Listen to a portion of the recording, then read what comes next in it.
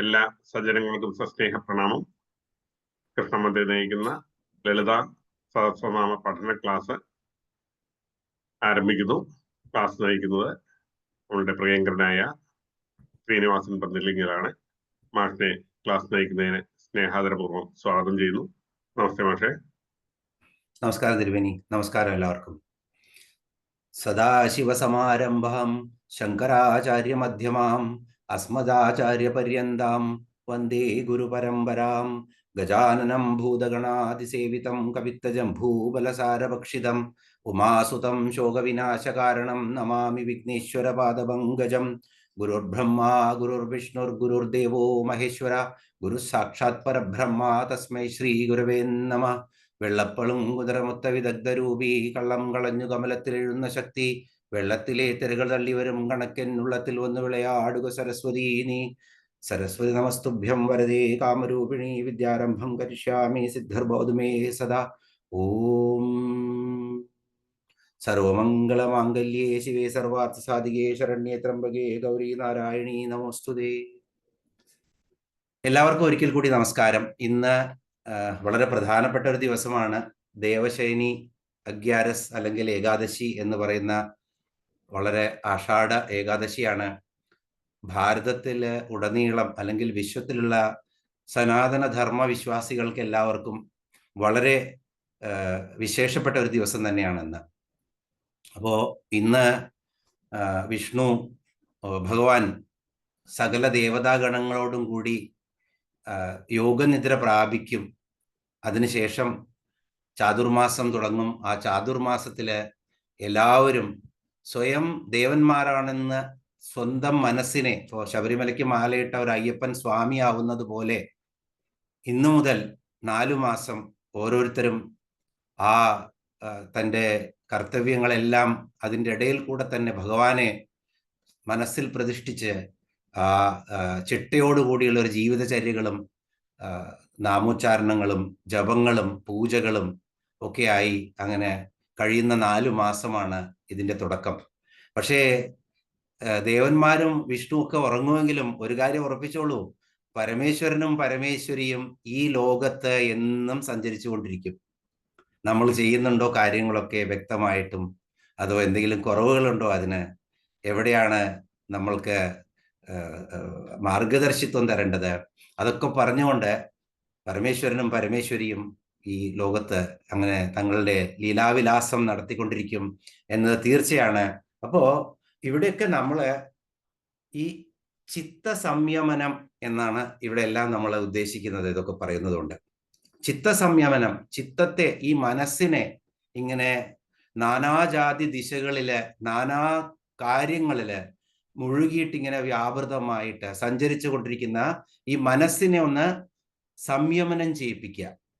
അതിന് പല വിദ്യകളുണ്ട്. അതിനാണ് നമ്മൾ ഇപ്പോൾ വാത്മീകിയോട്, രത്നാകരനോട് മുനികളെ പറഞ്ഞത് എന്തായിരുന്നു? രാമ രാമ എന്ന് പറയാൻ പറ്റില്ലെങ്കിൽ മരാ മരാ മരാ മര എന്ന് ജപിക്കൂ എന്നാണ്. അപ്പോ ജപം ചെയ്യൂ, അല്ലെങ്കിൽ പൂജ ചെയ്യൂ, അല്ലെങ്കിൽ നമ്മളെ മന്ത്രവിദ്യകള് കഴിയുന്നത് പോലെയൊക്കെ ആചരിക്കൂ, അല്ലെങ്കിൽ ഏറ്റവും ലളിതമായിട്ട് ലളിതാ പരമേശ്വരിയുടെ ലളിതാ സഹസ്രനാമ പാരായണം നടത്തൂ. ഇങ്ങനെ പല വഴികളുമുണ്ട് നമ്മുടെ ചിത്തത്തെ എങ്ങനെയെങ്കിലും ഈ മനസ്സിനെ ഒന്ന് പിടിച്ചു നിർത്താൻ. ഇങ്ങനെ ഓടിക്കൊണ്ടിരിക്കുന്ന 10 കുതിരകളെ പൂട്ടിയ രഥത്തില് ഇങ്ങനെ നാനാ ദിശയിലേക്കും ഓടിക്കൊണ്ടിരിക്കുന്ന ഈ മനസ്സിനെ ഒന്ന് പിടിച്ചു നിർത്തണമെങ്കിൽ നമ്മൾക്ക് എവിടെയെങ്കിലും ഒക്കെ ഇതിനെ ഒന്ന് തളച്ചിട്ടാലേ പറ്റുള്ളൂ. അപ്പൊ അങ്ങനെ തളച്ചിടുമ്പോ എന്താണ് ശരിക്കും നമ്മൾ ചെയ്യേണ്ടത്? ഇപ്പൊ ഈ ചാതുർമാസമാണെങ്കിലും, അല്ലെങ്കിൽ നമ്മുടെ ഇപ്പോൾ ഇന്ന് മുതൽ ഈ ശബരിമലയ്ക്ക് മാലയിടുകയാണെങ്കിലും ഒക്കെ, എന്നാണെങ്കിലും നമ്മുടെ ശീലത്തില്, അതുപോലെ തന്നെ നമ്മുടെ ചിന്തയില്, പിന്നെ നമ്മുടെ പ്രവൃത്തിയില്, ഇതിലൊക്കെ നമ്മൾക്ക് എന്തെങ്കിലും മാറ്റം കൊണ്ടുവരണം. ആ മാറ്റം വരുത്തുമ്പോഴാണ് നമ്മുടെ ഉള്ളിലുള്ള ഒരു രസത്തെ നമ്മൾ അറിയാൻ പോകുന്നത്. ആ രസം ഉള്ളിൽ തന്നെയാണ്. നമുക്കറിയാം, പിന്നെ ശുഖമുഖാത് അമൃതദ്രവ സംയുതം പിപത ഭാഗവതം എന്ന് പറയണ ആ ഒരു രസം, ആ രസത്തെ അറിഞ്ഞു കഴിഞ്ഞാൽ അതിനെങ്ങനെ നുണഞ്ഞുകൊണ്ടിരിക്കാൻ പറ്റും. അപ്പോ ആ അവസ്ഥയിലേക്ക് പോയി കഴിഞ്ഞാൽ നമുക്ക് ബുദ്ധിമുട്ടില്ലാതെ തന്നെ മനസ്സിനെ നിയന്ത്രിക്കാൻ പറ്റും. മനസ്സിനെ നിയന്ത്രിച്ചു കഴിഞ്ഞാൽ നമ്മുടെ പ്രാണനും കുണ്ടലിനി ശക്തിയൊക്കെ ഉയരും. അപ്പോൾ നമുക്ക് ബ്രഹ്മജ്ഞാനത്തിലേക്ക് പോവാം. അല്ലാന്നുണ്ടെങ്കിൽ നമുക്ക് ദൈവത്തിന്റെ ആ ദർശനം തന്നെ കിട്ടും എന്നുള്ളതാണ്. ഒരു നിമിഷത്തേക്കെങ്കിലും നമ്മൾക്ക് കിട്ടാതിരിക്കില്ല എന്നുള്ളതാണ് നമ്മൾ ഇത്രയും നാമങ്ങളിലൂടെ പഠിച്ചത്. അപ്പോ ഇവിടെ നമുക്ക് ലളിതാ സഹസ്രനാമ ജപം അതിനുള്ള ഏറ്റവും എളുപ്പമുള്ള ഒരു മാർഗമാണ്. കാരണം വേദാന്തത്തിൽ എപ്പോഴും പറയുന്ന ഒരു എക്സാമ്പിൾ ആണ് കയറ് പാമ്പായി തോന്നിയെന്ന്. അപ്പൊ മനസ്സ് എന്ന് പറയുന്ന ഒരു സാധനമേ ഇല്ല.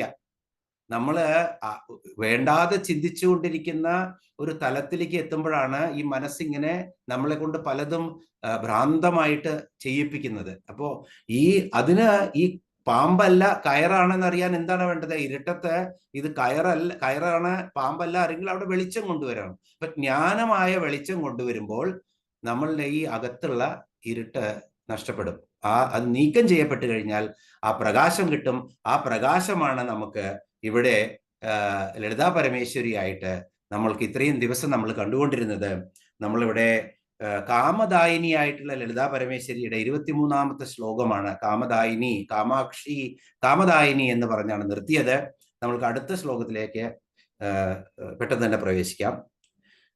അടുത്തത് 24ാമത്തെ ശ്ലോകമാണ്. 64ാമത്തെ നാമം. 64ഉം 65 നാമങ്ങളാണ് വരുന്നത്. അപ്പൊ ഇവിടെ ദേവർഷിഗണ സംഘാതസ്തൂയമാനാത്മവൈഭവ ഭണ്ഡാസുരവധോദ്യുക്ത ശക്തിസേനാ സമന്യുത. 2 നാമങ്ങളാണ്. ദേവർഷിഗണ സംഘാതസ്തൂയമാനാത്മവൈഭവ ഭണ്ഡാസുരവധോദ്യുക്ത ശക്തിസേനാ സമന്യുത. അവിടെ ഇപ്പോ നമ്മള് ഇത്രയും ദേവിയുടെ രൂപം കണ്ടു. നമ്മള് ദേവി എവിടെയാണ് ആസനസ്ഥയായിരിക്കുന്നതെന്ന് കണ്ടു. അതിനെക്കുറിച്ചെല്ലാം നമ്മൾ അതിന്റെ അന്തരാർത്ഥങ്ങൾ പോലും അറിഞ്ഞു നമ്മള്. അപ്പൊ ഇതൊക്കെ ചെയ്തു കഴിഞ്ഞാൽ ഇനി നമ്മൾക്ക് എന്താണ് ചെയ്യാൻ പറ്റിയ? ദേവി അത്ഭുതത്തോടു കൂടി ദേവിയുടെ വർണ്ണം, ദേവിയുടെ ആ ഗന്ധം, അതുപോലെ തന്നെ ദേവിയുടെ ആ രൂപം, ഇതെല്ലാം ദേവിയുടെ ആ ശബ്ദം, കിങ്ങിണികളുടെയും പാദസരത്തിന്റെയും ഒക്കെ ആ ശബ്ദം, ഇതെല്ലാം നമ്മൾ അറിഞ്ഞു.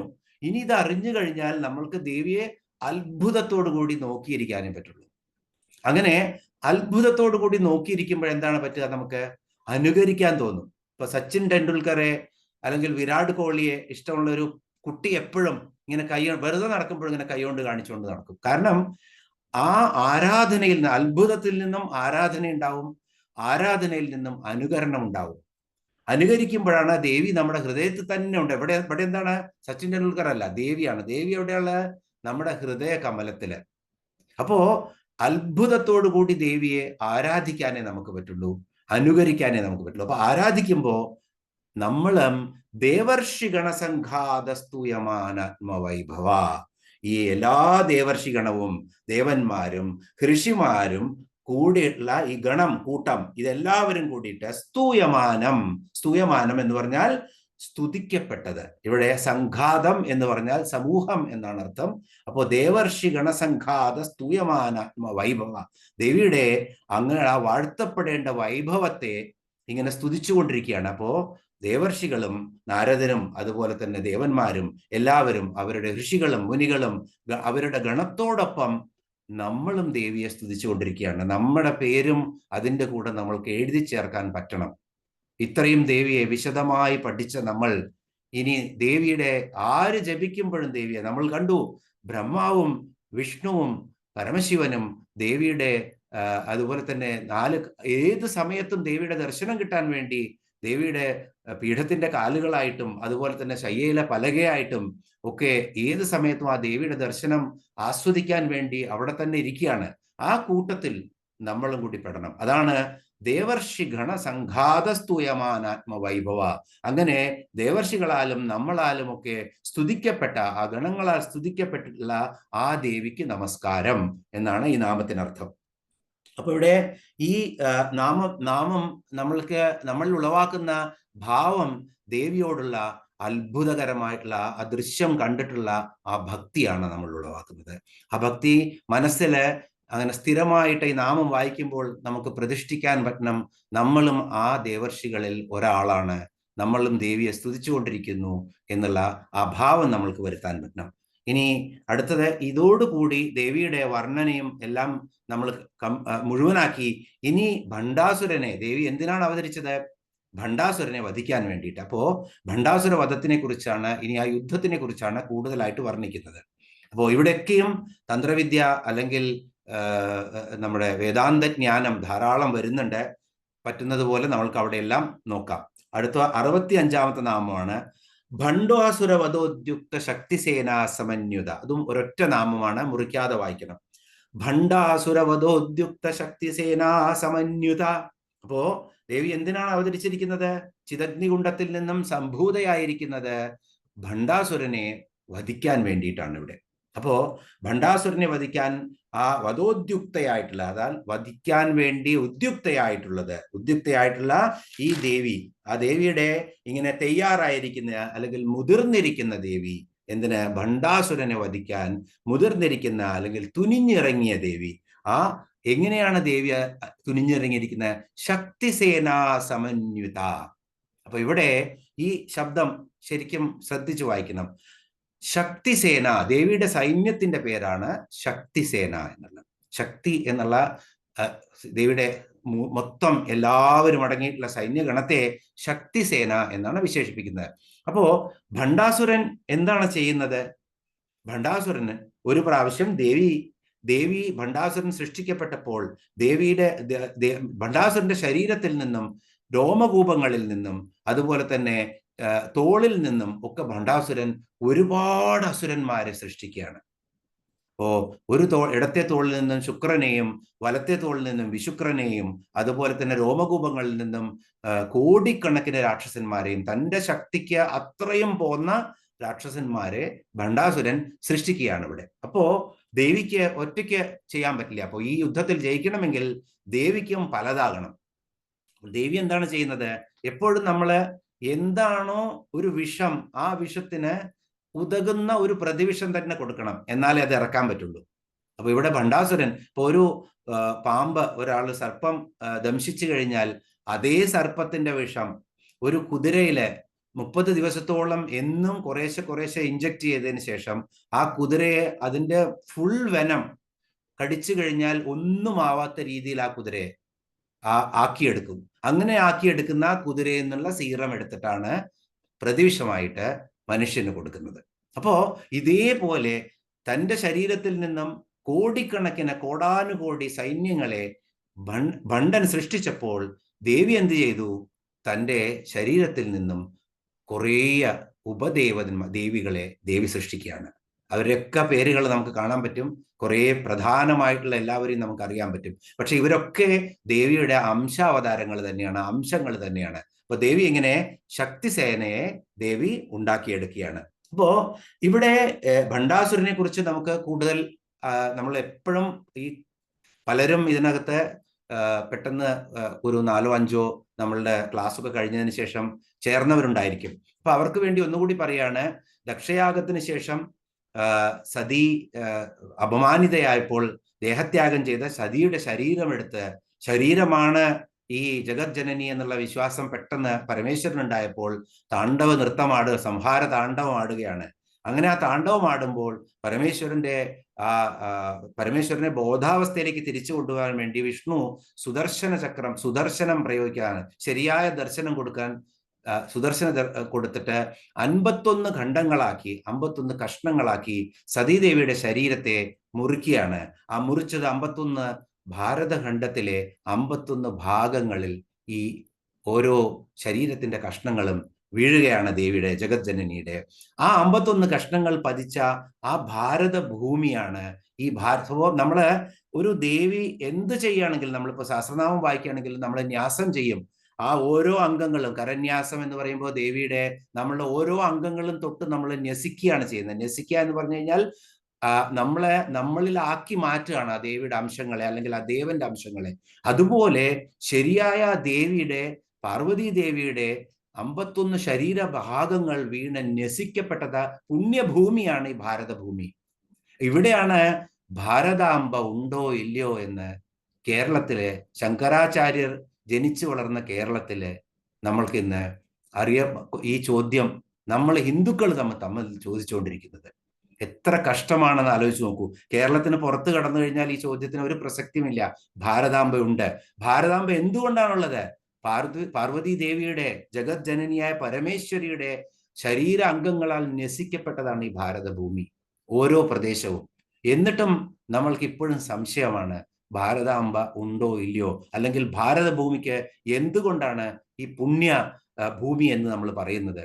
ഈ ഇത്രയും കൂടുതൽ ഈ ഭാരതഖണ്ഡത്തിൽ എന്തുകൊണ്ടാണ് ഋഷികളും മുനികളും അതുപോലെ തന്നെ വിശ്വത്തിന് മാതൃകയാകുന്ന ധാരാളം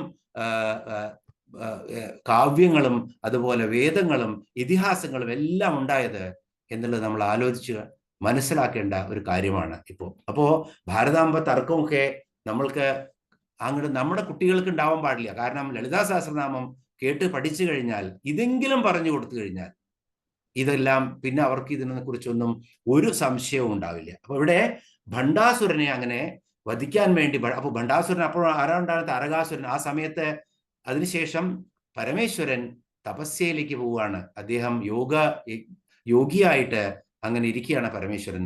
ആ പരമേശ്വരനെ ആ സമയത്താണ് താരകാസുരന്റെ ഉത്ഭവം. താരകാസുരനെ വധിക്കണമെങ്കിൽ ദേവിയുടെയും അതുപോലെ തന്നെ പരമേശ്വരന്റെയും ഒരു പുത്രനായി ആരെങ്കിലും ജനിക്കണം. അപ്പോൾ അതിനുവേണ്ടി കാമനെ, അവിടേക്ക് കാമദേവനെ ആ തപസ്സുണർത്താൻ വേണ്ടി പറഞ്ഞയക്കുന്നു. അങ്ങനെ തപസ്സുണർത്തും, അങ്ങനെ പാർവതി ദേവിയെ കാണും. പക്ഷേ ആ ഒരു നിമിഷം കൊണ്ടുള്ള ആ മോഹം, ആ എന്താ പറയുക, കാമം അല്ലെങ്കിൽ ആ ആഗ്രഹം പരമേശ്വരന്റെ മനസ്സിലുണ്ടായത് പെട്ടെന്ന് അദ്ദേഹം തിരിച്ചറിയും, കാമനെ ഭസ്മമാക്കി മാറ്റും. അങ്ങനെ ഭസ്മമാക്കിയ കാമന്റെ ആ ഭസ്മം ചിത്രസേനൻ എന്നുള്ള ഒരു ഭൂതഗണം, ചിത്രസേനൻ എന്ന് പറഞ്ഞാൽ വിചിത്രമായ കാര്യങ്ങൾ ചെയ്യുന്ന ഒരു ഭൂതഗണമാണ് അദ്ദേഹം. എന്താണ് ചെയ്യുന്നതെന്നും നമ്മളെ പോലെ കാര്യമായി ആലോചിക്കാതെ ചെയ്യുന്ന ഒരു ഭൂതഗണത്തിലെ ഒരു അംഗമാണ് ചിത്രസേനൻ. ചിത്രസേനൻ ഈ ഭസ്മം, ഈ കാമേശ്വരൻ, കാമദേവൻ നശിച്ച ഇങ്ങനെ ഈ മൂന്നാം തൃക്കണ്ണിലൂടെ അഗ്നിയിലൂടെ നിശേഷം ഭസ്മമാക്കപ്പെട്ടപ്പോൾ ആ ഭസ്മം എടുത്തിട്ട് അതിനെ ഇങ്ങനെ കുഴച്ചിട്ട് ഒരു മനുഷ്യന്റെ രൂപമാക്കിയത്രേ. അപ്പോൾ ആ മനുഷ്യന്റെ രൂപമാക്കിയിട്ട് അത് പരമശിവന്റെ അടുത്തേക്ക് കൊണ്ടുപോവുകയാണ്. അപ്പോൾ പരമശിവന് തൻ്റെ ഭൂതഗണങ്ങൾ എന്ന് പറഞ്ഞാൽ പ്രിയപ്പെട്ട മക്കളാണ്. അവരെ കാണുമ്പോൾ അവരത് എന്ത് ചെയ്താലും അദ്ദേഹത്തിന് അത് ഇഷ്ടമായി മാറും. അദ്ദേഹം അത് നോക്കി ഒന്ന് പുഞ്ചിരിക്കുകയാണ്, കടാക്ഷിക്കുകയാണ്. അങ്ങനെ ആ കടാക്ഷത്തിൽ നിന്നും ആണ് ഉണ്ടാവുന്നത് ആര്? ഭണ്ഡൻ എന്ന് പറയുന്ന ഭണ്ഡാസുരൻ. അപ്പോൾ ഭണ്ഡനെ ധാരാളം ശതരുദ്രീയം എന്നുള്ള മന്ത്രം പഠിപ്പിച്ച് അങ്ങനെ രുദ്രനെ ആരാധന ചെയ്ത് അങ്ങനെ ശിവൻ എല്ലാ വരങ്ങളും ഈ ഭണ്ഡാസുരന് കൊടുക്കുകയാണ്. അങ്ങനെയാണ് ഭണ്ഡൻ വലിയ അസുരനായി മാറുന്നത്. അപ്പോ 60 വർഷം 60,000 വർഷം ഭണ്ഡൻ ഒരു പ്രാവശ്യം രാജ്യം ഭരിക്കും. വീണ്ടും രാജ്യം തപസ് ചെയ്ത് വീണ്ടും രാജ്യം ഭരിക്കാൻ വേണ്ടിയിട്ട് ഇങ്ങനെ ഭണ്ഡൻ ശക്തി ആർജിച്ചു കൊണ്ടിരിക്കുകയാണ്. ആര് യുദ്ധത്തിന് വന്നാലും അവരുടെ പകുതി ശക്തി ഭണ്ഡാസുരന് കിട്ടണം. അങ്ങനെ ഭണ്ഡാസുരനെ വധിക്കാൻ യാതൊരു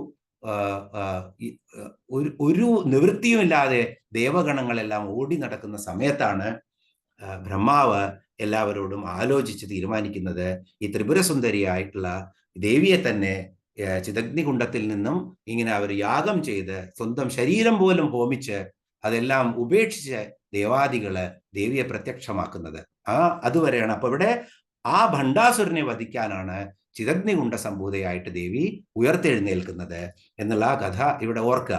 ഭണ്ഡാസുര വധോദ്യുക്ത ശക്തിസേന സമന്യുത. അപ്പോൾ തയ്യാറായി ദേവി. ഇപ്പോൾ ശക്തിസേനയെ മുഴുവൻ തയ്യാറാക്കി നിർത്തി ഭണ്ഡനെ വധിക്കാൻ വേണ്ടിയിരിക്കുകയാണ്. ഇനി ഇവിടെ 4 പകലും 4 രാത്രിയുമാണ് ഈ യുദ്ധം ഉണ്ടായത്. ദേവിയും ഭണ്ഡാസുരനും തമ്മിലുള്ള, അല്ലെങ്കിൽ ദേവിയുടെ ശക്തിസേനയും ഭണ്ഡാസുരന്റെ സൈന്യവും തമ്മിൽ 4 പകലും 4 രാത്രിയുമാണ് യുദ്ധം ചെയ്തത്. അപ്പോ വളരെ ചെറിയൊരു യുദ്ധമായിരുന്നു. ഭണ്ഡാസുരൻ, നമ്മള് ബ്രഹ്മാണ്ടത്തിൽ നിന്നും പിണ്ടാണ്ടത്തിലേക്ക് വരുമ്പോൾ നമ്മുടെ മനസ്സിൽ തന്നെയുള്ള നമ്മളുടെ ഭ്രാന്തമായ ചിന്തകളാണ് ഭണ്ഡാസുരൻ. പിടിച്ചുകെട്ടാത്ത നമ്മളുടെ മനസ്സും കാമനകളുമാണ് ഭണ്ഡാസുരൻ. അത് ആസുരികമായിട്ട് നമ്മളെ കൊണ്ട് ചെയ്യുന്ന പ്രവൃത്തികളാണ് ഇവിടെ. അതിനെ പിടിച്ചു കെട്ടണമെങ്കിൽ ആര് വേണം? ലളിതാ പരമേശ്വരി തന്നെ വേണം. അതും 4 ദിവസം, വളരെ ചെറുതായ, ഇപ്പോൾ മഹാഭാരതം ഭാരത യുദ്ധമൊക്കെ 18 ദിവസമായിരുന്നു. അതുപോലെ തന്നെ ആയിരക്കണക്കിന് വർഷങ്ങളുള്ള യുദ്ധങ്ങൾ ഉണ്ടായിട്ടുണ്ട്. അപ്പൊ ഇവിടെ ഇത്രയും ചെറിയ യുദ്ധമാണ്. അപ്പൊ നമ്മൾക്ക് തന്നെ നമ്മുടെ മനസ്സിനെ ജയിക്കണമെങ്കിൽ ഈ ലളിതാ സഹസ്രനാമ സ്തോത്രം ജപിച്ചു കഴിഞ്ഞാൽ വളരെ കുറച്ചു കാലത്തിന്റെ ഉള്ളിൽ തന്നെ ഈ മനസ്സിനെ നിയന്ത്രിക്കാൻ പറ്റും. നമ്മളുടെ ഭണ്ഡൻ നമ്മുടെ കാമനയിൽ നിന്ന് ഉദിച്ചിട്ടുള്ള ഈ ഭണ്ഡനെ നമുക്ക് പിടിച്ചു കെട്ടാൻ പറ്റുമെന്നുള്ള ശക്തമായിട്ടുള്ള ഒരു അറിവാണ് നമ്മൾക്ക് ഇവിടെ തരുന്നത്. അപ്പോ ഇനി നമ്മൾക്ക് ഇതിനകത്ത് ഭണ്ഡാസുര വധോദ്യുക്ത ശക്തിസേന സമന്വിത എന്നുള്ളത് 65-ാമത്തെ നാമമാണ്, ശ്ലോകം 24. 25-ാമത്തെ ശ്ലോകത്തിലേക്ക് പോവാം. സമ്പത്കരീ സമാരൂഢ സിന്ദുരവ്രജ സേവിത അശ്വാരൂഢാധിഷ്ഠിതാശ്വകോടികോടിഭിരാവൃത. 2 നാമങ്ങളാണ് 25-ാമത്തെ ശ്ലോകത്തില്. സമ്പത്കരീ സമാരൂഢ സിന്ദൂരവ്രജ സേവിത. ഇവിടെ ശ്രദ്ധിക്കണം, സിന്ദൂരവ്രജ, സിന്ദൂരം എന്നുള്ള ഇവിടെ ന എന്നും ധ എന്നുമാണ്, അല്ലാണ്ട് ദായല്ല. നമ്മളുടെ തൊടുന്ന സിന്ദൂരമല്ല, ഇവിടെ സിന്ധുരം എന്നാണ്. സിന്ധുരം എന്ന് പറഞ്ഞാൽ ആന എന്നാണ് അർത്ഥം. അപ്പോ സമ്പത്കരി, ഇവിടെ സമ്പത്കരി സമാരൂഢ സിന്ദുരവ്രജ സേവിത. സമ്പത്കരി ദേവി, ദേവിയുടെ ഈ ശക്തിസേനയിലുള്ള വളരെ പ്രധാനപ്പെട്ടിട്ടുള്ള ഒരു ദേവിയാണ് സമ്പത്കരി ദേവി. അപ്പൊ സമ്പത്കരി ദേവി എങ്ങനെയാണ് വരുന്നത്? സിന്ദുരവ്രജ സേവിത. ദേവി വരുന്നത് ആനക്കൂട്ടങ്ങൾ നയിക്കുന്ന, അതിന്റെ ആനപ്പുറത്തിരുന്നിട്ടാണ് വരുന്നത്. അപ്പൊ ഇവിടെ സിന്ദുരവ്രജം എന്ന് പറഞ്ഞാൽ ആനകളുടെ കൂട്ടം, സമാരൂഢം എന്ന് പറഞ്ഞാൽ നല്ലപോലെ ഇരിക്കപ്പെട്ട് അല്ലെങ്കിൽ നല്ലപോലെ ഉപവിഷ്ടയായിട്ടാണ് ഈ സമ്പത്കരി ദേവി വരുന്നത്. അപ്പോ സമ്പത്കരി ദേവിയാൽ നല്ലപോലെ ഇരിപ്പിടം ഉറപ്പിച്ചിട്ടുള്ള ആനപ്പുറത്ത് ആ ആനക്കൂട്ടത്തെ നയിച്ചു വരികയാണ്. അപ്പൊ ഈ ആന, ദേവിയുടെ 4 കൈകളിലും ഓരോ ആയുധങ്ങളുണ്ട്. ആ ആയുധങ്ങളിൽ നിന്നാണ് ഓരോ ഉപദേവികളെയും ദേവി സൃഷ്ടിച്ചിരിക്കുന്നത്. അപ്പോ ഈ സമ്പത്കരി ദേവി ദേവിയുടെ അങ്കുശത്തിൽ നിന്നാണ് ഉണ്ടായിരിക്കുന്നത്. അപ്പൊ അങ്കുശം എന്ന് പറഞ്ഞാൽ തന്നെ ആനകളെ നിയന്ത്രിക്കുന്ന തോട്ടിയാണ്. അപ്പൊ ഇവിടെ വലിയ ഒരു ആനയുടെ പേര് തന്നെ എന്താണ്? രണകോലാഹലൻ. രണകോലാഹലൻ എന്നുള്ള ഒരു വലിയ ഗംഭീരനായിട്ടുള്ള 1000 ആനകളുടെ ശക്തിയുള്ള ഒരു ആനയാണ്. അപ്പൊ ആ ആന നിന്നു കഴിഞ്ഞാൽ, അത് തലയെടുപ്പോടുകൂടി രണകോലാഹലൻ നിന്നാൽ എല്ലാ ആനക്കൂട്ടങ്ങളും അതിന്റെ പിറകിൽ വന്നു നിൽക്കും. അത്രയും ആജ്ഞാശക്തിയുള്ള ആനയാണ് ആര്? രണകോലാഹലൻ. ആ രണകോലാഹലന്റെ പുറത്താണ്, ഉപവിഷ്ടയായിട്ടാണ്, സമാരൂഢയായിട്ടാണ് ആര് വരുന്നത്? സമ്പത്കരി ദേവി വരുന്നത്. അപ്പോ സമ്പത്കരി സമാരൂഢ സിന്ദുരവ്രജ സേവിത. അപ്പോ ഈ ആനക്കൂട്ടങ്ങളാൽ സേവിക്കപ്പെട്ടിട്ട് രണകോലാഹലന്റെ പുറത്ത് ഇങ്ങനെ ഉപവിഷ്ടയായിരിക്കുകയാണ്. ആ ദേവിയാൽ സേവിക്കപ്പെടുന്ന ലളിതാ പരമേശ്വരിക്ക് നമസ്കാരം. സമ്പത്കരി സമാരൂഢ സിന്ദുരവ്രജ സേവിത. അപ്പോ ഇവിടെ മനസ്സിനെ നിയന്ത്രിക്കുന്നതാണ് ഈ ദേവി, സമ്പത്കരി ദേവി. കാരണം ആന എന്ന് പറഞ്ഞാൽ നമ്മളെ മനസ്സിനെയാണ് പ്രതിനിധീകരിക്കുന്നത്. അങ്കുശം എന്ന് പറഞ്ഞാൽ ആ ആനയെ, ആ അങ്കുശത്തിൽ നിന്നുണ്ടായ സമ്പത്കരി ദേവി പരാർത്ഥമായിട്ട് നമ്മൾ പറയുകയാണെങ്കിൽ, അല്ലെങ്കിൽ പരോക്ഷമായിട്ട് പറയുകയാണെങ്കിൽ, ആ ദേവി നമ്മളുടെ മനസ്സിനെ നിയന്ത്രിച്ച് അതിനെ ശരിയായ വഴിക്ക് നടത്തും എന്നുള്ളതാണ്. അപ്പോ സമ്പത്ത് എന്നുള്ള വാക്ക് ഒന്ന് പിരിച്ചെടുത്ത് നോക്കൂ. സമ്പദ്. അപ്പൊ സമ്പദ്, സമ്പദം, ശരിയായ പദം, ശരിയായ കാൽവെപ്പ്. ഒന്ന് പിരിച്ച് നമ്മൾ മറ്റൊരർത്ഥം നോക്കുമ്പോൾ, അപ്പോ സമ്പത്ത് എന്ന് പറഞ്ഞു കഴിഞ്ഞാൽ ശരിയായ നടത്തം, ആപത്ത് എന്ന് പറഞ്ഞു കഴിഞ്ഞാൽ തെറ്റായ നടത്തം. അപ്പൊ ശരിയായി നടന്നു കഴിഞ്ഞാൽ സമ്പത്ത് ഉണ്ടാവും, മനസ്സിന് സമ്പത്ത് ഉണ്ടാവും, അതുപോലെ തന്നെ ഫിസിക്കലായിട്ടുള്ള സമ്പത്തും ഉണ്ടാവും. അതേ സമയത്ത് ആപത്ത്, നടത്തം തെറ്റായി കഴിഞ്ഞാൽ എല്ലാം തെറ്റായി മാറും. അപ്പോ ഈ ഒരു ശരിയായി നമ്മളെ നേർവഴിയിലേക്ക് നടത്തുന്ന ദേവിയാണ് സമ്പത്കരി ദേവി. അപ്പൊ സമ്പത്കരി ദേവിയെ പ്രാർത്ഥിച്ചു കഴിഞ്ഞാൽ നമ്മൾക്ക് ഈ ലളിതാ പരമേശ്വരിയിലേക്ക് പോവാനുള്ള ശരിയായ വഴി നമ്മൾക്ക് കാണിച്ചു തരും. അപ്പോ ഇവിടെ സമ്യക്കായിട്ട് നമ്മളുടെ പദത്തെ നേരിട്ട് കൊണ്ടുപോകുന്ന ദേവിയാണ് സമ്പത്കരി ദേവി. സമ്പത്കരി സമാരൂഢ സിന്ദുരവ്രജ സേവിത. എല്ലാവർക്കും ഇതിന്റെ അർത്ഥം മനസ്സിലായി കാണുമെന്ന് കരുതുന്നു. അപ്പോ നല്ല വഴിക്ക് നമ്മുടെ മനസ്സിനെ നയിക്കുന്ന, അല്ലെങ്കിൽ ദേവിയുടെ ആനക്കൂട്ടത്തെ നയിച്ച് ഭണ്ഡാസുരനോട് യുദ്ധം ചെയ്യുന്ന ദേവിയാണ് ഇവിടെ സമ്പത്കരി ദേവി. ഇനി സമ്പത്തും നല്ല വഴിയും ഇതെല്ലാം പ്രദാനം ചെയ്യുന്ന ദേവി കൂടിയാണ് സമ്പത്കരി ദേവി. അപ്പോ ഈ ലോകത്തുള്ള എന്ത് നിങ്ങൾക്ക് ലഭിക്കണമെങ്കിലും, ധനമാണെങ്കിലും ധാന്യമാണെങ്കിലും അഭിവൃദ്ധിയാണെങ്കിലും എല്ലാ സമ്പത്തും നിങ്ങൾക്ക് ലഭിക്കണമെങ്കിൽ സമ്പത്കരി ദേവിയെ ആരാധിച്ചാൽ മതി. സമ്പത്കരി ദേവിയൊക്കെ ഈ തന്ത്രവിദ്യയില് ഇവർക്കൊക്കെ മന്ത്രങ്ങളുണ്ട്. അപ്പൊ അതൊന്നും നമ്മൾക്ക് വിശദമായിട്ട് ഇവിടെ അതൊക്കെ ശരിക്കും ഗുരുമുഖത്ത് നിന്ന് കിട്ടേണ്ട വിദ്യകളാണ്. അതിനെക്കുറിച്ച് അറിയേണ്ടവർ ഡീറ്റെയിൽ ആയിട്ട് അവർ അറിയുന്നവരോട് ചോദിച്ച് മനസ്സിലാക്കുക.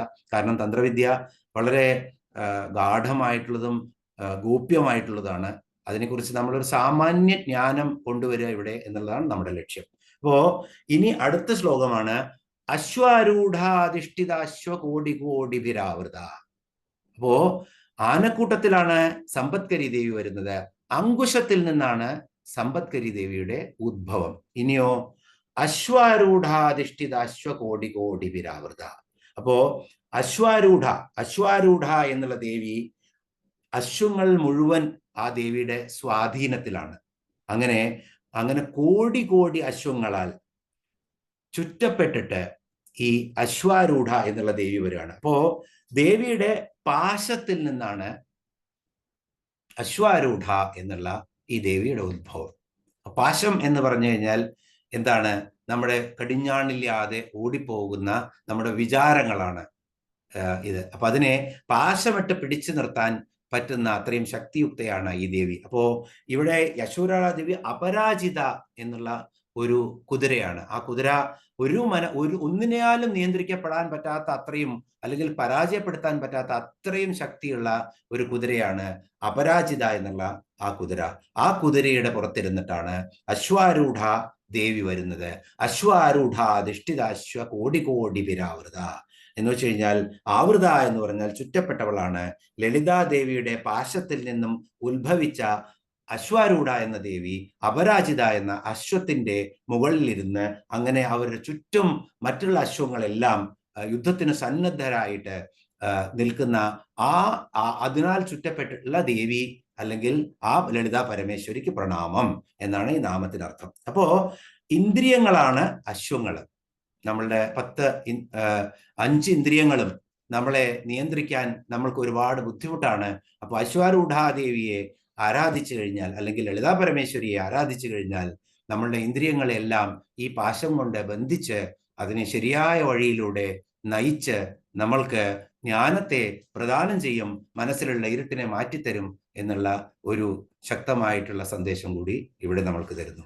ഇനി 26ാമത്തെ ശ്ലോകത്തിലേക്ക് പോവാം. നമുക്ക് 68ാമത്തെ നാമമാണ് ചക്രരാജരഥാരൂഢ സർവായുധ പരിഷ്കൃത ഗേയചക്രരഥാരൂഢ മന്ത്രിണി പരിസേവിത. ഇവിടെയും 2 നാമങ്ങളാണ് 26ാമത്തെ ശ്ലോകത്തില്. ചക്രരാജരഥാരൂഢ സർവായുധ പരിഷ്കൃത ഗേയചക്രരഥാരൂഢ മന്ത്രിണി പരിസേവിത. അപ്പോ ചക്രരാജൻ എന്ന രഥത്തില് സർവ ആയുധങ്ങളും ഇങ്ങനെ ധരിച്ച് തയ്യാറായി. പരിഷ്കൃത എന്ന് പറഞ്ഞാൽ പരിഷ്കാരം, ഫാഷൻ അല്ല ഇവിടെ. പരിഷ്കൃത എന്ന് പറഞ്ഞാൽ അലങ്കൃതയായവൾ, അലങ്കരിക്കപ്പെട്ടവൾ എന്നാണ് അർത്ഥം. അപ്പോ ചക്രരാജൻ എന്ന് പറഞ്ഞാൽ, ചക്രരാജൻ എന്ന് പറഞ്ഞാൽ എല്ലാവർക്കും മനസ്സിലായി കാണും, ശ്രീചക്രം തന്നെയാണ് ഈ ചക്രരാജൻ എന്ന്. കാരണം ചിദഗ്നികുണ്ഡത്തിൽ നിന്നും ദേവിയെ ആദ്യം കാണുന്നത് ഒരു ചക്രത്തിന്റെ രൂപത്തിലാണ്. അപ്പോ ചക്രരാജൻ എന്ന് പറഞ്ഞു കഴിഞ്ഞാൽ ഇവിടെ ശ്രീചക്രം തന്നെയാണ് ദേവിയുടെ. പക്ഷേ ഇവിടെ നമുക്ക് ദേവി ലളിതാ പരമേശ്വരി എന്ന് നമ്മൾക്ക് ഇവിടെ അർത്ഥമെടുക്കാം. ചക്രരാജരഥാരൂഢ, ആ ചക്രരാജരഥത്തിൽ ആരൂഢയായിട്ട് അല്ലെങ്കിൽ സന്നിഹിതയായിട്ട് ഇരുന്നിട്ട് ആരാണ് വരുന്നത്? സർവായുധ പരിഷ്കൃത, ധാരാളം എല്ലാ ആയുധങ്ങളും ഏന്തി ഇങ്ങനെ ദേവി വന്നുകൊണ്ടിരിക്കുകയാണ്. ചക്രരാജരഥാരൂഢ സർവായുധ പരിഷ്കൃത. ഇപ്പോ 9 തട്ടുകളുള്ള ഇതിനെ ലളിതോപാഖ്യാനത്തില് വളരെ വിശദമായിട്ട് വ്യാഖ്യാനിച്ചിട്ടുണ്ട് ഈ രഥത്തിനെയൊക്കെ. അപ്പോ 9 തട്ടുകളുള്ള, ആനന്ദം എന്ന ധ്വജമുള്ള, 10 യോജന പൊക്കമുള്ള, അതുപോലെ തന്നെ 4 യോജന വിസ്താരമുള്ള ഒരു വിശാലമായ രഥമാണ് ഈ ലളിതാ പരമേശ്വരിയുടെ ചക്രരാജൻ എന്ന രഥം. അതിനകത്ത് വലിയ ചക്രങ്ങളാണ് ഉള്ളത്. ആ ചക്രങ്ങളിൽ ദേവി ഇങ്ങനെ കയറി വരികയാണ്. അപ്പൊ നമുക്ക് ഇവിടെ ഈ ഭാഗത്തെങ്കിലും നമ്മൾ ശ്രീചക്രത്തെ ഒന്ന് കൂടുതൽ അറിയാൻ ശ്രമിക്കേണ്ടതാണ്. കാരണം ഇനിയുള്ള പല നാമങ്ങളിലും ശ്രീചക്രം വരും. അത് തന്ത്രവിദ്യയുടെ അടിസ്ഥാനം പരം കൂടിയാണ് ശ്രീചക്രം. അപ്പൊ നമ്മൾക്ക് കുറച്ച് ശ്രീചക്രത്തെ കുറിച്ചൊന്ന് സാമാന്യമായിട്ട് അറിയാൻ ശ്രമിക്കാം. ഇവിടെ ശ്രീചക്രത്തില് നമ്മൾ നോക്കുകയാണെങ്കിൽ ഇതിന്റെ ഉത്ഭവം നമുക്ക് ഒരു ബിന്ദുവിൽ നിന്നാണ് ഉത്ഭവം എന്ന് പറയാം. കാരണം ശാസ്ത്രം തന്നെ പറയുന്ന ബിഗ് ബാങ് തിയറി തന്നെ എന്താണ് പറയുന്നത്? ഒരു വലിയ ഒരു മാസ് ഉണ്ടായി, ആ മാസ് വലുതായി വലുതായി വലുതായി വന്ന് അത് പിന്നെ പൊട്ടിത്തെറിക്കുകയാണെന്നാണ് പറയുന്നത്. അപ്പോ ആദ്യം ഈ ബിന്ദു, ഇവിടെ ദേവി തന്നെ ബിന്ദുമണ്ഡല മധ്യസ്ഥയായിട്ടാണ് ഇരിക്കുന്ന ഈ ശ്രീചക്രത്തില് എന്ന് നമ്മൾ കണ്ടു. ഇവിടെ ആദ്യമായിട്ട്, അല്ലെങ്കിൽ ഈ ബ്രഹ്മാണ്ടത്തിന്റെ ഉത്ഭവ സമയത്ത് ഒരു ബിന്ദുവായിട്ടാണ് ആ ശക്തി ഇരിക്കുന്നത്. സദാശിവനോ പരമേശ്വരിയോ ആരുമായിക്കൊള്ളട്ടെ. അപ്പോ പലതാകാൻ ആഗ്രഹിച്ചിരിക്കുന്ന ആ ശക്തി ഇങ്ങനെ വളർന്നു വളർന്നു വരികയാണ്. അപ്പോ എന്ത് വളരുമ്പോഴും അതിനൊരു രവം ഉണ്ടാവൂത്രേ. ആ രവമാണ് പ്രണവ ശബ്ദമായിട്ട് ഈ ബ്രഹ്മാണ്ടത്തിൽ അലയടിച്ചുകൊണ്ടിരിക്കുന്നത്. അപ്പോ ഈ വലുതായി വലുതായി വന്നിട്ടുള്ള ഈ ബിന്ദു ഇങ്ങനെ പൊട്ടിത്തെറിക്കുമ്പോൾ എന്താണ് സംഭവിക്കുന്നത്? അത് പലതായി മാറുകയാണ്. അങ്ങനെ പലതായി മാറുന്ന അതിൽ നിന്നാണ് ശബ്ദം ആദ്യമായിട്ട് ഉരുത്തിരിഞ്ഞു വരുന്നത്. അപ്പോ മന്ത്രം ഇവിടെ വന്നു. അപ്പൊ നമുക്ക് വേണ്ടത് എന്താ? ശബ്ദത്തിൽ നിന്നും മന്ത്രങ്ങൾ വരും. ഇനി ഈ ബിന്ദുവിനെ നമ്മൾ വീണ്ടും മറ്റൊരു തരത്തില് ഇതിനെ വലുതാവാൻ ശ്രമിക്കുക, അല്ലെങ്കിൽ ഇതിനെ വളരാൻ ശ്രമിച്ചു എന്ന് കരുതുക. അപ്പോ ഇതിനെ ശ്രമിക്കുമ്പോൾ എന്താണ് സംഭവിക്കുന്നത്? ബിന്ദുവിന്, ഈ ബിന്ദു നമ്മൾ നീട്ടിയെടുക്കുകയാണെങ്കിൽ അത് ഒരു നേർരേഖയായി മാറും. അപ്പോ ഒന്ന് ബിന്ദു, അല്ലെങ്കിൽ അത് വക്രാകൃതിയുള്ള വൃത്തമായി മാറും. അപ്പൊ ബിന്ദു, നേർവര, ചാപം എന്ന് പറഞ്ഞു കഴിഞ്ഞാൽ അത് ഇപ്പൊ നമ്മള് ആർക്ക് എന്ന് പറയുന്നത്. അപ്പോ ഈ ബിന്ദു വീണ്ടും വളരാൻ ശ്രമിച്ചു കഴിഞ്ഞാൽ, അല്ലെങ്കിൽ ആ ബിന്ദുവിനെ നമ്മൾക്ക് ദൃശ്യമാധ്യമത്തിലേക്ക് കൊണ്ടുവരണം. ഇപ്പൊ ശബ്ദമാധ്യമത്തിൽ ബിന്ദു വളർന്നപ്പോൾ രവമുണ്ടായി, അതിൽ നിന്ന് ശബ്ദമുണ്ടായി എന്ന് നമ്മൾ അറിഞ്ഞു. ആ ശബ്ദത്തിനെ നമ്മള് നടരാജന്റെ ഉടുക്കിൽ നിന്നും പെരുക്കിയെടുത്താലും വാക്കുകളാക്കിയാലും നമ്മൾക്ക് മന്ത്രങ്ങളും വാക്കുകളും ഒക്കെ കിട്ടും. അപ്പൊ ശബ്ദത്തിനെ നമ്മൾ കണ്ടെത്തി. ഇനി ശബ്ദത്തിൽ നിന്നും നമുക്ക് രൂപത്തിലേക്ക് വരണം. രൂപത്തിലേക്ക് വരാൻ വേണ്ടിയിട്ട് ഇതിനെ ഒന്നുകിൽ നേർരേഖയാക്കാം ഈ ബിന്ദുവിനെ, അല്ലെങ്കിൽ ഈ ബിന്ദുവിനെ ചാപമാക്കി മാറ്റാം. അപ്പോ ഒരു ബിന്ദുവിന്റെ ഏറ്റവും നമുക്ക് എക്സ്പാൻഡഡ്, കുറച്ച് വശം കൂടുതൽ വിസ്തീർണം വേണം. അതാണ് ത്രികോണം. ഇപ്പൊ നമ്മള് ഏതൊരു സ്ട്രക്ചർ എടുത്തു കഴിഞ്ഞാലും അതിന്റെ ആ സ്തൂപമായിട്ടുള്ള ആ സ്ട്രക്ചറിനാണ് അതിന്റെ ഏറ്റവും കൂടുതൽ ശക്തിയുള്ളത്. പ്ലസ് മാക്സിമം അതിന്റെ ഏരിയ കവർ ചെയ്യാൻ പറ്റും, മിനിമം സൈഡേ ഉള്ളൂ. അപ്പോ ഒരു പോളിഗൺ എടുക്കുകയാണെങ്കിൽ അതിനകത്ത് ഈ ത്രികോണമാണ് ഏറ്റവും കുറച്ചു വശമുള്ളതും ഏറ്റവും കൂടുതൽ വിസ്താരമുള്ളതും. അപ്പോ ഈ ത്രികോണത്തിലെ നമ്മൾ ശ്രീചക്രത്തെ നോക്കുകയാണെങ്കിൽ, ശ്രീചക്രത്തില് 43 ത്രികോണങ്ങൾ അതിനകത്തുണ്ട്. അപ്പൊ 43 ത്രികോണങ്ങൾ വരയ്ക്കേണ്ട ആവശ്യമില്ല. എങ്ങനെയാണ്? അതിൽ നിന്നും ഇപ്പൊ എന്ത് വരയ്ക്കണമെങ്കിലും നമുക്ക് ഈ ബിന്ദുവിൽ നിന്നും ഈ നേർരേഖയും ഈ ചാപവും ഉണ്ടെങ്കിൽ ഈ ലോകത്തുള്ള എന്ത് നമുക്ക് വരയ്ക്കാൻ പറ്റും. അതിൽ നിന്ന് നമ്മൾ ഏറ്റവും നന്നായിട്ടുള്ള ഒരു ശ്രേഷ്ഠമായ സൃഷ്ടിയായിട്ടാണ് ത്രികോണത്തെ കാണുന്നത്. അപ്പോ ഈ ത്രികോണം, നമ്മൾക്ക് ഈ 43 ത്രികോണമാണ് ശ്രീചക്രത്തിന്റെ രണ്ട് ആ ഉൾവശത്തായിട്ട് കാണുന്നത്. അതിനകത്ത് 4 ഊർധ്വമുഖ ത്രികോണങ്ങളും 5 അധോമുഖ ത്രികോണങ്ങളാണ്. 4 ത്രികോണങ്ങൾ ഇങ്ങനെയാണ് കാണുന്നത് ഒന്നിന്റെ. അപ്പൊ ഈ 4 ഊർധ്വമുഖ ത്രികോണങ്ങളെയും 5 അധോമുഖ ത്രികോണങ്ങളെയും ഒരു പ്രത്യേക രീതിയിൽ ഒതുക്കി വെച്ച് കഴിഞ്ഞാൽ നമ്മൾക്ക് ഈ 5ഉം 4ഉം 9 ത്രികോണങ്ങളിൽ നിന്നും 43 ത്രികോണങ്ങൾ കിട്ടും. ആ 43 ത്രികോണങ്ങൾ, ഇപ്പൊ ത്രികോണങ്ങൾക്കുള്ള മറ്റൊരു പേരാണ് യോനി.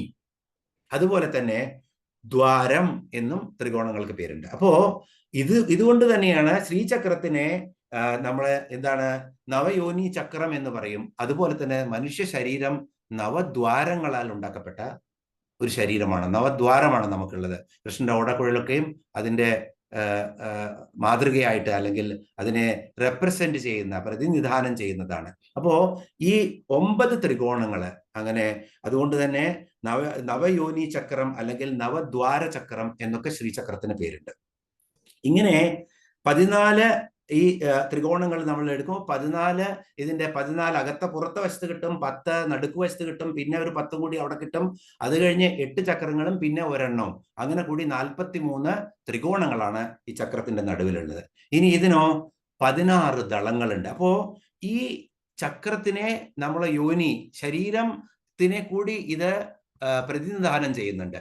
അപ്പോ എല്ലാവിധ ആനന്ദങ്ങളും ഇപ്പോ ഒരു സാധകന് ആ ബ്രഹ്മാനന്ദം സഹസ്രാരത്തിൽ എത്തിയിട്ടുള്ള ആനന്ദം കൊടുക്കണമെങ്കിൽ, ആ സുഖം അനുഭവിക്കണമെങ്കിലും അതൊരു ആനന്ദമാണ്. അതുപോലെ തന്നെ കാമനകളിൽ വ്യാപൃതമായിരിക്കുന്ന ഒരു മനസ്സിന് ആ കാമങ്ങളെ ശമിപ്പിക്കുമ്പോൾ കിട്ടുന്ന ആനന്ദം, ശാരീരികമായിട്ടാണെങ്കിലും അല്ലെങ്കിൽ സാമ്പത്തികമായിട്ടാണെങ്കിലും ആ ആനന്ദവും ആനന്ദം തന്നെയാണ്. അപ്പോ ഈ 43 ത്രികോണങ്ങൾ പ്രതിനിധാനം ചെയ്യുന്നത് വളരെ സിമ്പിളായി പറഞ്ഞു കഴിഞ്ഞാൽ ആനന്ദം എന്നുള്ള ആ ഭാവത്തെയാണ് പ്രതിനിധാനം ചെയ്യുന്നത്. ഇനി ശ്രീചക്രത്തിന് നമ്മൾ കണ്ടു കാണും ഇങ്ങനെ ദളങ്ങൾ, താമരയുടെ ഇതള് പോലെ ഉള്ളില് ഇതിനകത്ത് 8 ദളങ്ങളും അടുത്ത ലെയറായിട്ട് 16 ദളങ്ങളും കാണാൻ പറ്റും. അപ്പോ അകത്തുള്ള 8 ദളങ്ങള്, ആ 8 ദളങ്ങളാണ് ശരിക്ക് നമ്മുടെ പഞ്ചേന്ദ്രിയങ്ങള്, 5 ഇന്ദ്രിയങ്ങള്, സൂര്യൻ, ചന്ദ്രൻ, പിന്നെ നാമം. ഈ 5 ഇന്ദ്രിയങ്ങളെയും സൂര്യനെയും ചന്ദ്രനെയും അനുഭവിക്കുന്ന ഞാൻ എന്നുള്ള അല്ലെങ്കിൽ ആ അഹംബോധം അല്ലെങ്കിൽ ഞാൻ, ഈ കാണുന്ന ഞാൻ, ഇത് കൂടി കഴിയുമ്പോഴാണ് 8 എന്നുള്ളത് കിട്ടുന്നത്. അതുകൊണ്ടാണ് എല്ലാ മന്ത്രവിദ്യകളിലും ഈ 8 എന്നുള്ള നമ്പറിന് അല്ലെങ്കിൽ ഈ അക്കത്തിന് വളരെ പ്രാധാന്യമുള്ളത്. ഇപ്പൊ ജപം ചെയ്യുകയാണെങ്കിലും 108 നാമം ചെയ്യുക അല്ലെങ്കിൽ 1008 നാമം ചെയ്യുക എന്നൊക്കെ പറയുന്നതിന്റെ ആ 8ന്റെ പ്രാധാന്യം തന്നെ ഇതാണ്. ഈ പഞ്ചേന്ദ്രിയങ്ങളും സൂര്യനും ചന്ദ്രനും അതുപോലെ തന്നെ പിന്നെ നമ്മൾ സ്വയമായിട്ടുള്ള ആ ദൈവത്തിന്റെ അംശമായിട്ടുള്ള നാമം കൂടിയിട്ടുള്ള ഈ 8ആണ്. അപ്പോ ഈ 8 എണ്ണം അതുപോലെ 16 ദളങ്ങളെ കാലത്തെയാണ് സൂചിപ്പിക്കുന്നത്. കാരണം ചന്ദ്രന്റെ ദശകളെയാണ് ഈ 16 എണ്ണം സൂചിപ്പിക്കുന്നത്. അപ്പോ ഈ ദളങ്ങള് ഇവിടെ എന്താണ്? മനസ്സാണ് ഇതിന്റെ.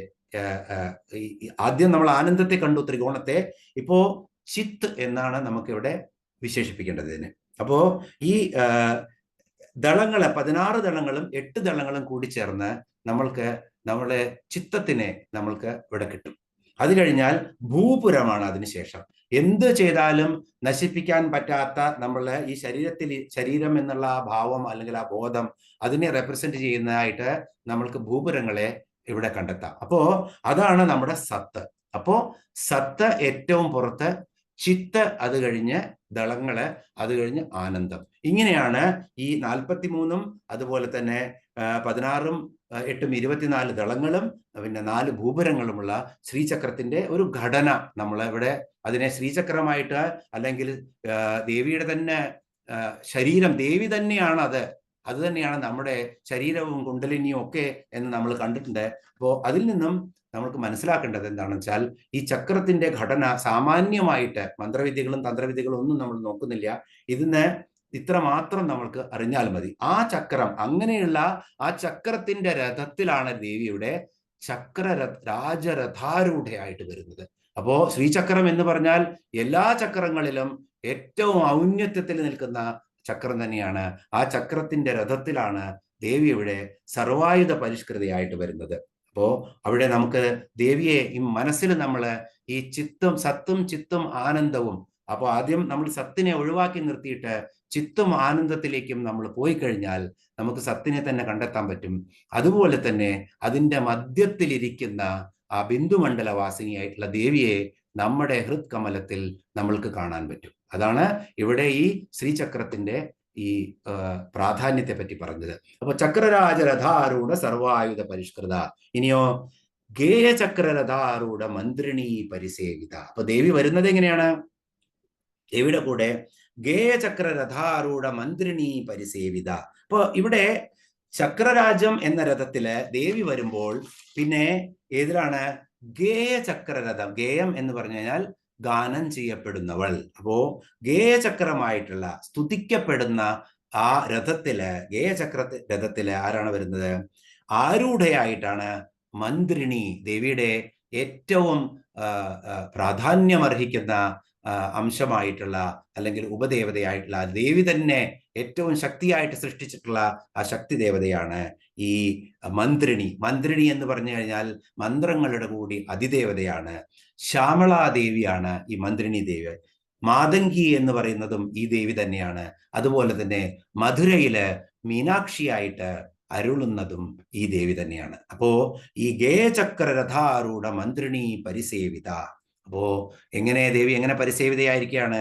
ഈ ഗാനം ചെയ്യപ്പെടുന്ന ആ രഥത്താൽ, ആ ചക്രരഥത്തില് ഇരുന്നരുളുന്ന ദേവിയുടെ ഏറ്റവും പ്രധാനപ്പെട്ട മന്ത്രിയായിട്ടുള്ള ഉപദേശങ്ങളെല്ലാം ദേവിക്ക് കൊടുക്കുന്ന, അല്ലെങ്കിൽ ദേവി കൊടുക്കുന്ന ആ പ്രധാനമന്ത്രിയായിട്ടുള്ള മന്ത്രിണി എന്ന് പറയുന്ന ആ ദേവിയാൽ അങ്ങനെ പരിസേവിതയായിട്ടിരിക്കുന്ന ഈ ലളിതാ പരമേശ്വരിക്ക് നമസ്കാരം എന്നാണ് ഈ നാമത്തിനർത്ഥം. അപ്പോ നമ്മളിവിടെ കണ്ടു മാതങ്കി, അതുപോലെ മീനാക്ഷി, ശ്യാമള, കാളിദാസൻ ശ്യാമള ദണ്ഡകം, ശ്യാമള, ഈ ദേവിയെ ധ്യാനിച്ചു കഴിഞ്ഞാൽ സകല കലകളും സകല വിദ്യകളും നമുക്ക് പ്രാപ്തമാവും എന്നാണ്.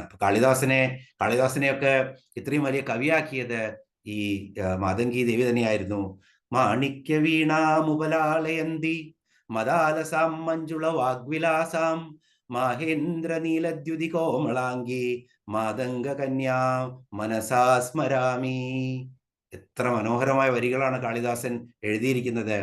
ചതുർഭുജേ ചന്ദ്രകലാവതംസേ കുചോന്നതേ കുങ്കുമരാഗശോണേ പുണ്ട്രേഷു പാശാങ്കുശ പുഷ്പബാണ ഹസ്തേ നമസ്തേ ജഗദേകമാതാ. ഇവിടെ പറയുന്നത് എങ്ങനെയാണ്? മാതാ മരതകശ്യാമ മാതങ്കി മദശാലിനി. മാതങ്കി ഉള്ള പേര് വന്നുകൊണ്ടോ? അപ്പോ മാതങ്കിയും ശ്യാമളയും ഒക്കെ ഈ ദേവി തന്നെയാണ്. അതുപോലെ തന്നെ മധുരയിലെ മീനാക്ഷിയും ഈ ദേവി തന്നെയാണ്, ദേവിയുടെ കണ്ണുകൾ തന്നെയാണ്. അപ്പൊ ഇവിടെ ഈ ഗേയചക്രം താത്വികമായിട്ട് പറയുകയാണെങ്കിൽ വേദമന്ത്രങ്ങളായിട്ടുള്ള രഥമാണ് ഈ ഗേയചക്ര രഥം. അപ്പോ വേദോച്ചാരണം ധാരാളം ഇഷ്ടപ്പെടുന്ന വേദമന്ത്രങ്ങൾ തന്നെയായിട്ടുള്ള ദേവിയാണ് ഇവിടെ ഈ ശ്യാമളാദേവിയായിരിക്കുന്നത്. ആ ശ്യാമളാദേവി എപ്പോഴും ഒരു ഉന്മത്ത അവസ്ഥയിലായിരിക്കും. അതുകൊണ്ടാണ് മാതാ മരതകശ്യാമ മാതങ്കി മദശാലിനി എന്ന് പറയുന്നത്. അപ്പോൾ മദശാലിനി എന്ന് പറഞ്ഞാൽ നമ്മൾ പ്രാകൃതമായ അർത്ഥം എടുക്കുകയാണെങ്കിൽ ദേവി എപ്പോഴും മദ്യപിച്ചുകൊണ്ടിരിക്കുകയാണ്, മത്ത് പിടിച്ചിരിക്കുകയാണ് എന്നൊക്കെയാണ്. അങ്ങനെയല്ല അതിന്റെ അർത്ഥം എടുക്കേണ്ടത്.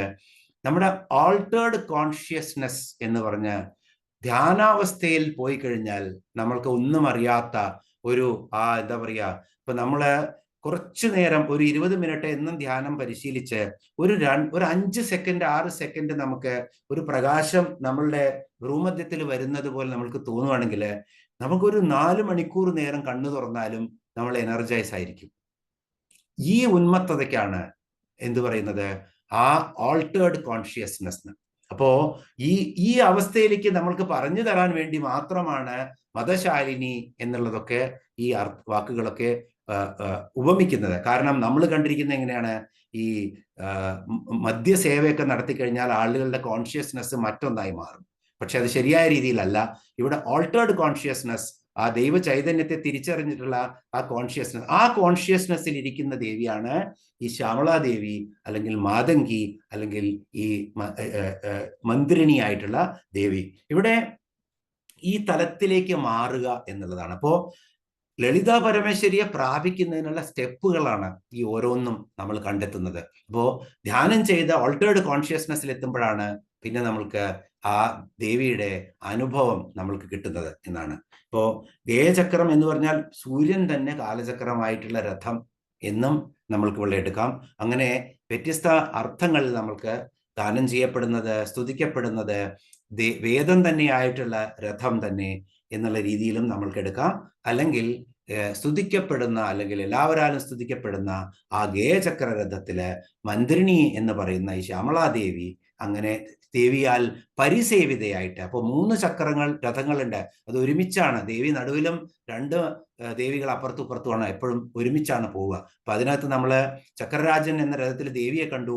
ഇപ്പൊ ഗേയചക്രം എന്ന രഥത്തില് നമ്മൾ മന്ത്രിണിയെ കാണുന്നു. ഇനിയോ ഗേയചക്രരഥാരൂഢ മന്ത്രിണി പരിസേവിത. അത് കഴിഞ്ഞാലോ അടുത്ത 69ാമത്തെ നാമം കഴിഞ്ഞാൽ നമ്മൾ 27ാമത്തെ ശ്ലോകത്തിലേക്ക് പോകുമ്പോൾ അടുത്ത ദേവിയെ കാണാൻ പറ്റും നമുക്ക്.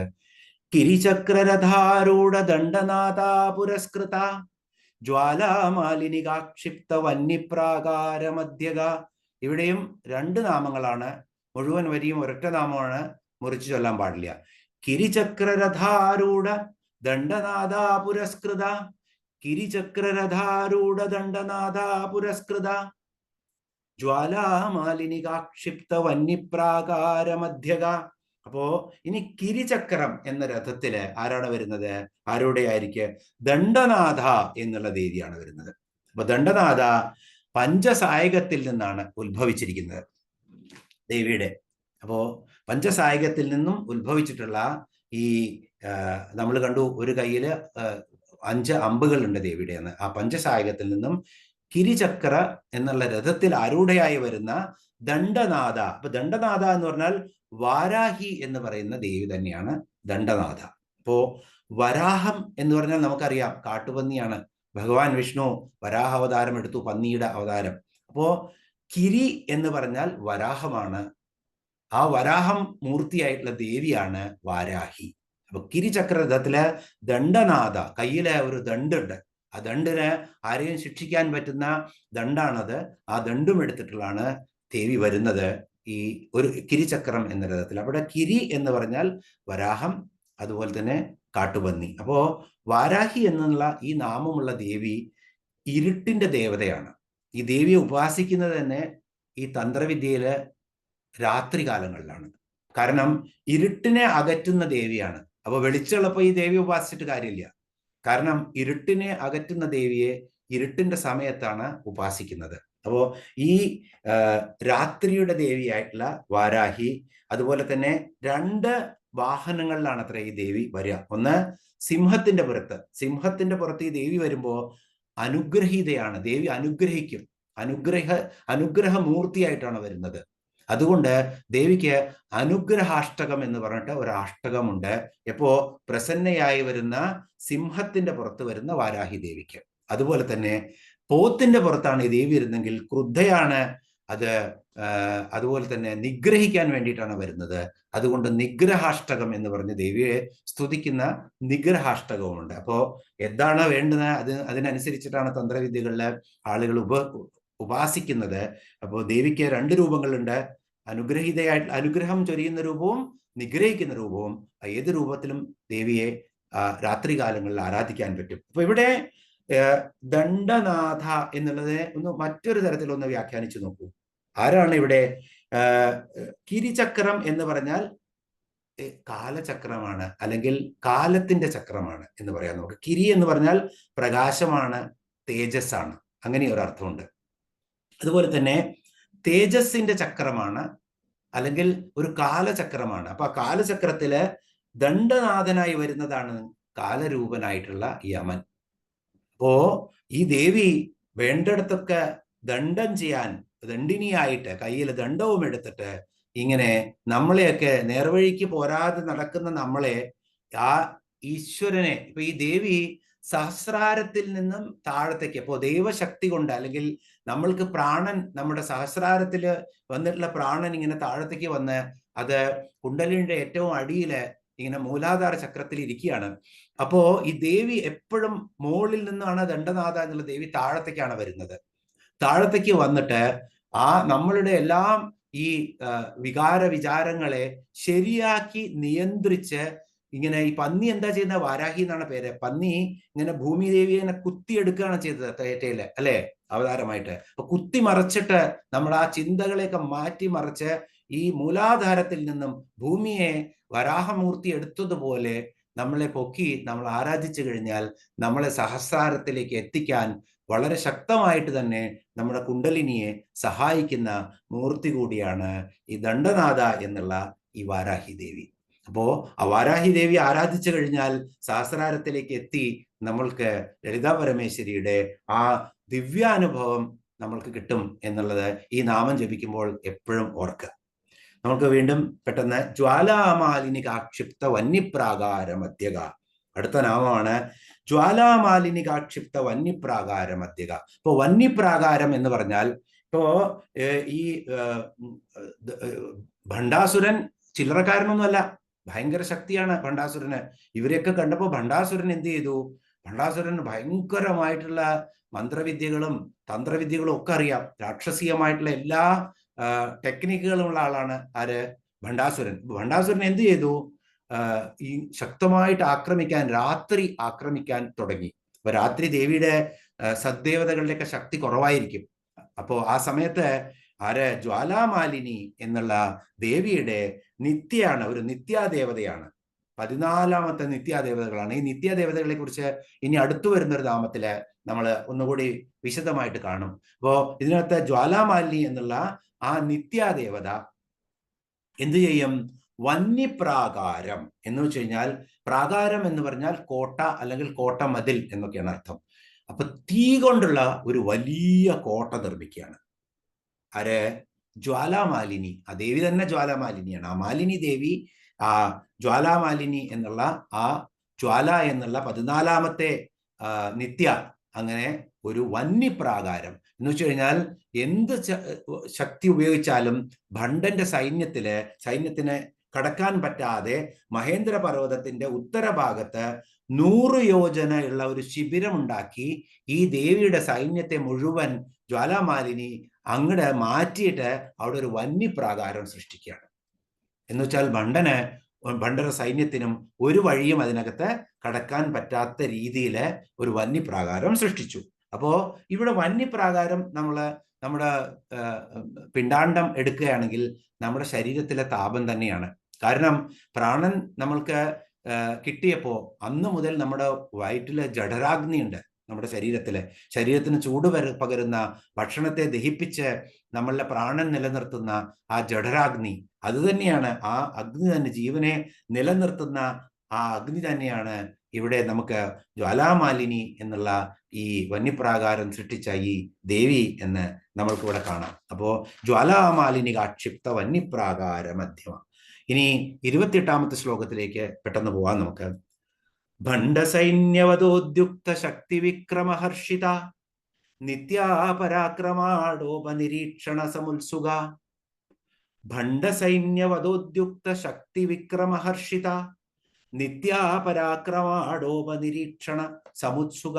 ഇവിടെയും 2 നാമങ്ങളാണ്, 72ാമത്തെയും 73ാമത്തെയും നാമങ്ങള്.